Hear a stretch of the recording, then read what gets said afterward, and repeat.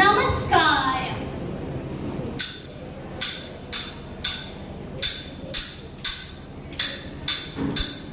ഇത് ശ്രീ മഹാഭാരത് കഥ. മഹാഭാരത് കഥ. മഹാഭാരത് കഥ.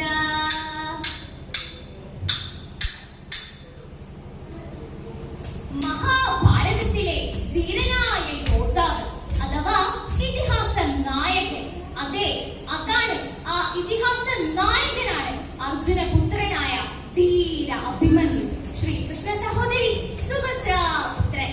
സുഭദ്ര പണ്ട് ഗർഭിണിയായിരിക്കെ ഗർഭസ്ഥ ശിശു ശ്രമിച്ച് ആ കഥയിലൂടെ മാരകമായ ചക്രവ്യൂഹത്തെ പേടിക്കാനുള്ള അറിവ് അവൻ നേടിയിരുന്നു അത്രേ. എന്നാൽ നിർഭാഗ്യവശാൽ തന്റെ അമ്മ ഉറങ്ങിപ്പോയതിനു ഫലമായി ചക്രവ്യൂഹത്തിൽ നിന്നും പരിക്കേൽക്കുവാതെ പുറത്തു വരുവാനുള്ള വിദ്യ ഗ്രഹിക്കാൻ കഴിയാതെ പോയി അവന്.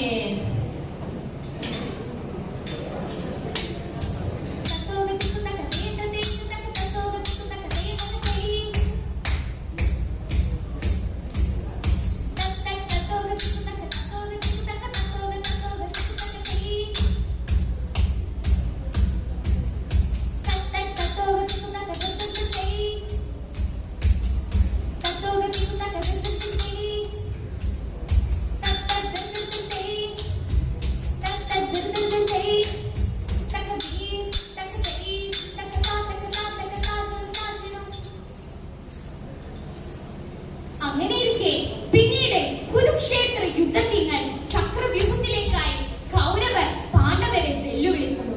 എന്നാൽ പാണ്ഡവരുടെ പക്ഷത്താകട്ടെ ചക്രവ്യൂഹ ഭേദനം അറിയാവുന്ന രണ്ടു പേർ, ശ്രീകൃഷ്ണ അർജുനന്മാർ. ഒരു ഭാഗത്തെ ആയുധം തന്റെ കൈകൊണ്ട് തൊടില്ലെന്ന് പ്രതിജ്ഞ ചെയ്ത ശ്രീകൃഷ്ണനും മറുഭാഗത്തെ മറ്റു യുദ്ധത്തിലേർപ്പെട്ട അർജുനനും. ഈ അവസരത്തിൽ ധീര അർജുനപുത്രനായ അഭിമന്യു അതിന് തയ്യാറാകുന്നു.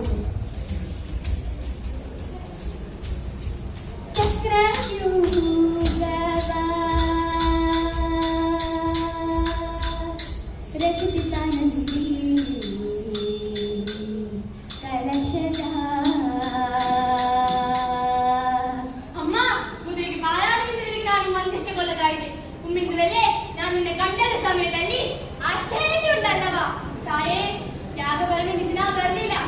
ഏതോ കൈകളൊക്കെ കൈകാര്യം വരുന്നു തന്ത്ര. ഞാനോ കുരുക്ഷേത്ര യുദ്ധയ്ക്കാൻ.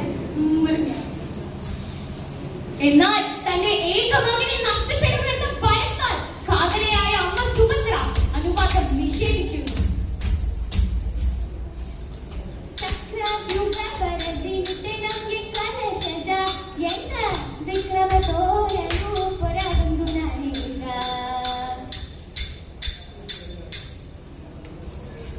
യുദ്ധത്തിനായി പുറപ്പെടുന്ന യോദ്ധാവിനെതിരെ നിൽക്കുന്നവരാരോ അവർ മറ്റാരുമല്ല എന്നാൽ തന്റെ ഉറ്റ ശത്രുവാണെന്നാണല്ലോ. അതിനാൽ അവരെ തോൽപ്പിക്കാതെ അഥവാ ജയിക്കാതെ അവിടുന്ന് മുന്നേറാനാകാത്ത അഭിമന്യു തന്റെ അമ്മയ്ക്ക് ചുറ്റും 3 പ്രാവശ്യം പ്രദക്ഷിണം വയ്ക്കുന്നു.